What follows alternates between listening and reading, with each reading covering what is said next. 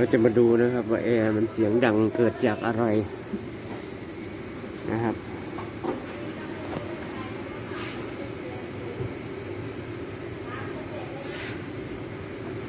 เดี๋ยวทดลองเปิดนะครับ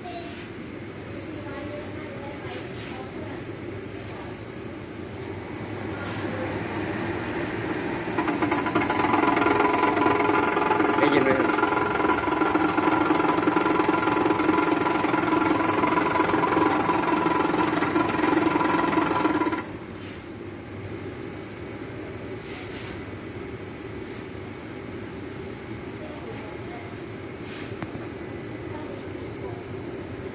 อะไรวะ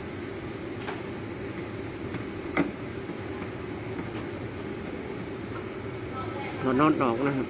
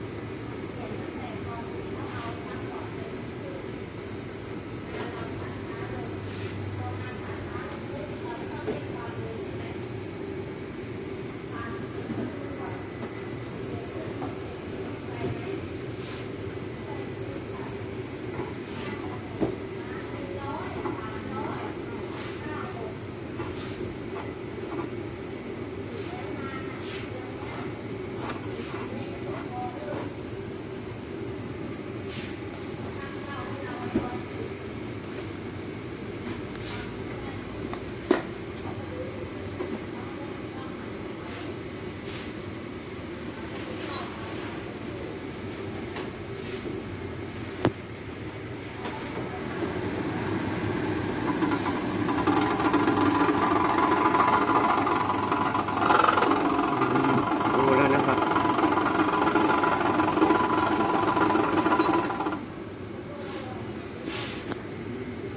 ชุดนี้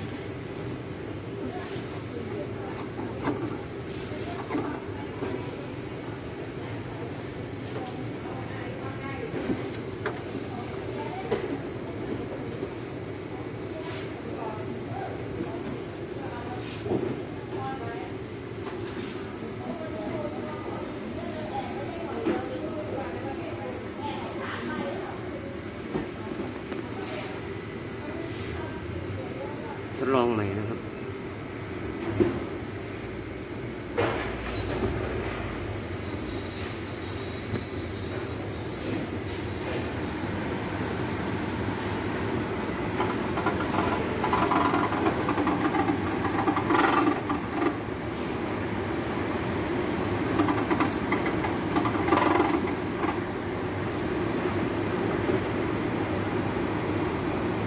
โอเค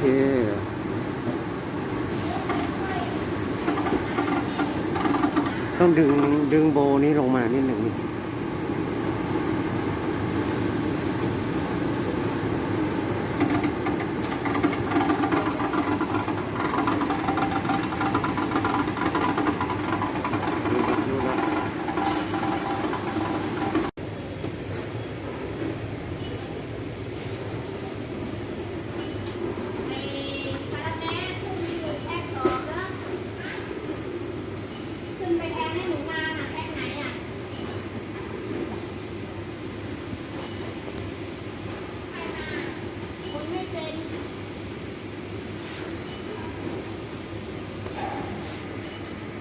รอบนะครับทดลอง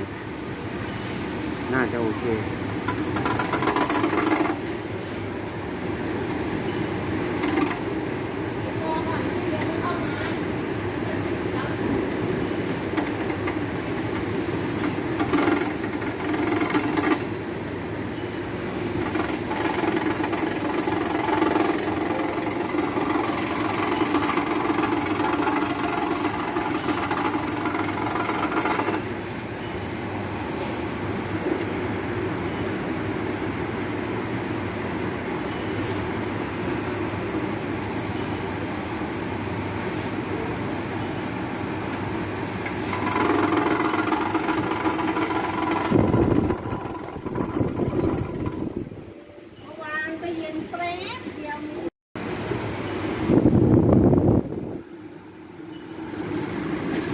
เงียบแล้วนะครับเงียบแล้ว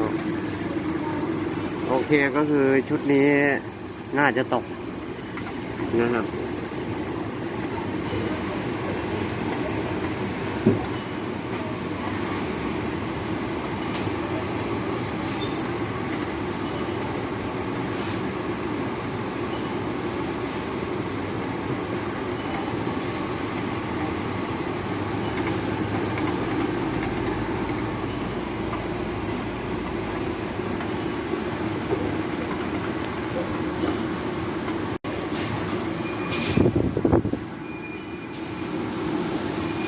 ก็โอเคนะครับ เรา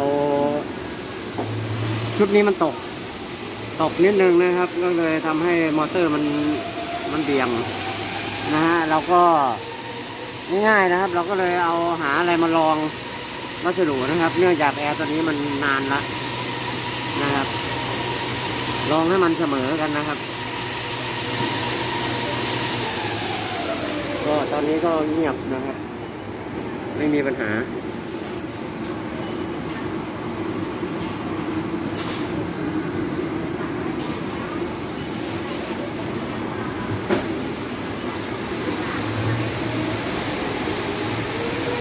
เหมือนระดับมันไม่ได้นะครับ